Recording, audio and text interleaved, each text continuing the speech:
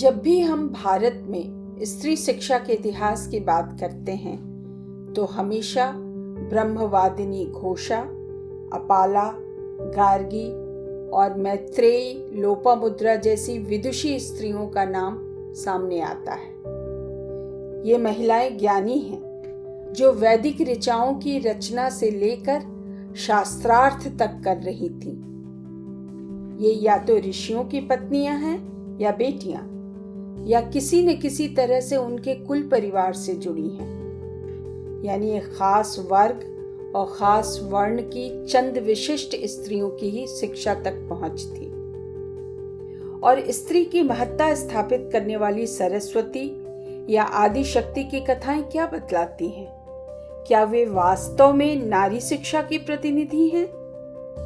अगर स्त्री शिक्षा के इतिहास को समझना है तो हमें यह सवाल करना होगा कि महिलाओं की सामाजिक आर्थिक स्थिति ने उनकी जेंडर, जाति, वर्ग, क्षेत्र, यौनिकता, भाषा, इन सब की पहचान ने उनकी शिक्षा हासिल करने में क्या भूमिका निभाई है। हमने देखा है कि सभ्यता का शुरुआती दौर हो या वैदिक काल या बाद के युग में भी महिलाओं के लिए शिक्षा पक्षपात और पूर्वाग्रह से मुक्त नहीं थी। धर्मशास्त्र में निर्देश दिया गया था कि स्त्री और शूद्र के कानों में वेद मंत्र पड़ जाएं तो उनके कानों में सीसा डाल दिया जाए। वेद ही नहीं, स्त्रियों के संस्कृत मात्र पढ़ने पर पाबंदी थी, जिस संस्कृत को भाषा की दर्जाबंदी में, भाषा की सीढ़ी में सबसे ऊपर रखा जाता है। स्त्री शिक्षा पर विचार करते समय जरूरत ये है कि हम औपचारिक एवं अनौपचारिक दोनों शिक्षा व्यवस्था पर निगाह डालें। इसके साथ ही मौखिक परंपराओं को भी देखना होगा, जिनमें महिलाओं के विविध स्वर मिलते हैं।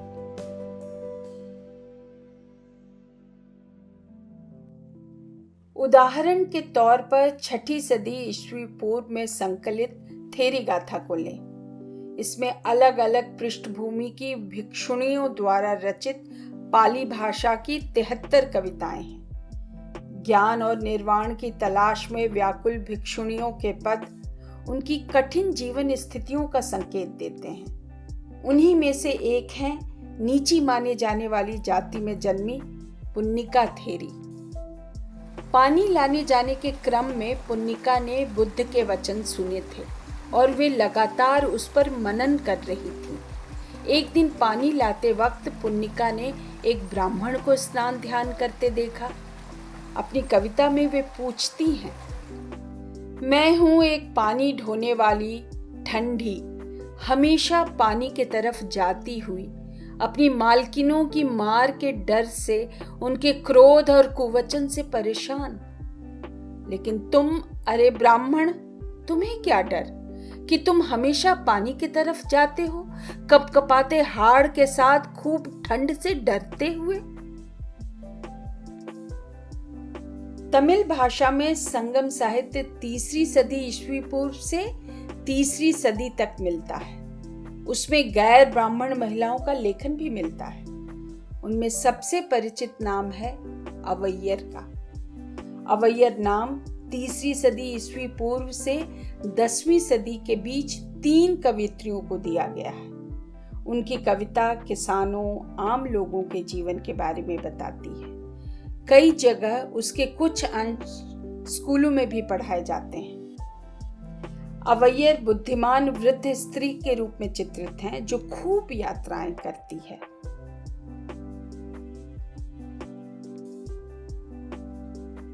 कराईकल अमैयर 6ठी से 8वीं सदी के नयनार नाम से प्रसिद्ध 63 संत कवियों में से एक थी।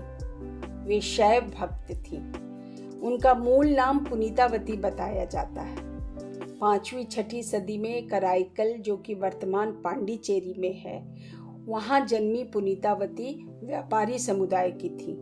प्राचीन तमिल भाषा में लिखे उनके पद स्त्री सौंदर्य के मानदंडों पर तीखी टिप्पणी करते हैं। एक जगह वे कहती हैं, एक औरत प्रेत जिसके हैं चिचुड़े स्तन, फूली नसें, खोखली आंखें, निकले दांत, सूजा हुआ पेट, तांबे के रंग वाले केश, नुकीले जहरीले दांत, रुखड़े टखने और लंबोतरी टांगे।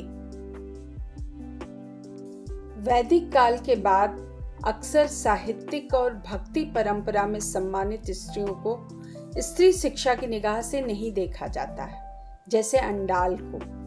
वैष्णव भक्ति परंपरा में 8वीं-9वीं सदी की अंडाल खासी मशहूर हैं।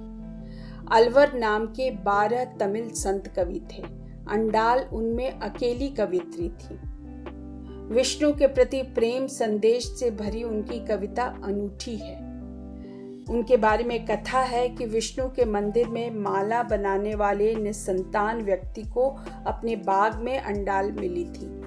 अंडाल को देवी लक्ष्मी का रूप माना जाता है।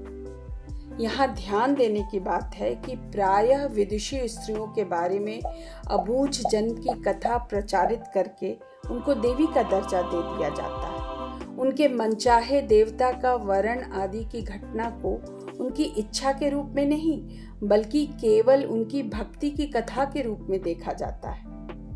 जैसे अंडाल अपनी कविताओं के संग्रह नचियार थिरुमोझी में विष्णु से मिलन की बेचैनी के बारे में खुलकर लिखती हैं। वे कहती हैं कि यदि वह लुटेरा मेरी ओर नहीं देखेगा तो मैं अपने इस व्यर्थ स्तन को जड़ से उखाड़ दूंगी और उन्हें गोवर्धन के वक्ष पर फेंक दूंगी। उत्तर पूर्व भारत के वर्तमान मणिपुर के स्त्री पुजारी अमाइबी जिन्हें कहते हैं, उनका इतिहास पलट कर देखने की जरूरत है। स्थानीय मेइती समुदाय की अमाइबी पारंपरिक ज्ञान का भंडार होती थी। वे गायन वादन कला, पारंपरिक चिकित्सा एवं कर्म कांडों की विशेषज्ञ होती थी और राजा की सलाहकार भी। मेइती समुदाय में आज भी अमाइबी की शिक्षा और प्रशिक्षण की निश्चित पद्धति है। मेइती भाषा की प्राचीन पांडुलिपियां पुये में 7वीं-8वीं शताब्दी में पहली बार अमाइबी का उल्लेख मिलता है। अमाइबी में नुपी यानी स्त्री और नुपा यानी पुरुष दोनों मिलते हैं, यानी उनकी जेंडर पहचान में लचीलापन और विविधता है। देवी पैंथोइबी को पहली नुपी अमाइबी माना जाता है। आज उनका स्वरूप काफी बदला है, फिर भी मेइती समुदाय के सनमाही धर्म के कर्मकांड में उनका विशेष स्थान है।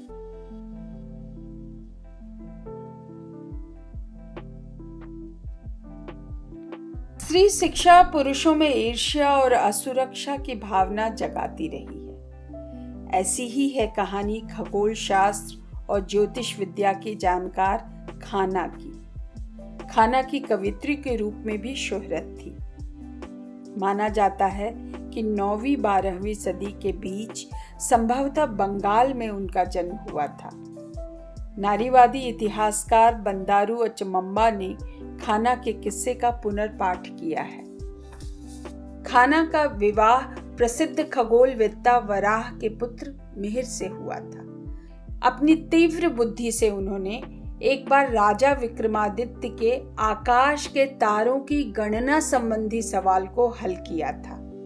उससे प्रसन्न होकर खाना को दरबार में सम्मानित स्थान दिया गया था। सुनते हैं कि तब वराह ने खाना की जीभ कटवा दी थी। स्त्री के ज्ञान से आतंकित पुरुष के व्यवहार को हम गार्गी और याज्ञवल्क्य के संवाद में भी देखते हैं। स्त्री शिक्षा के सफर को ठीक से जानने के लिए हमें दरअसल पूरे इतिहास को नारीवादी दृष्टि से देखना होगा।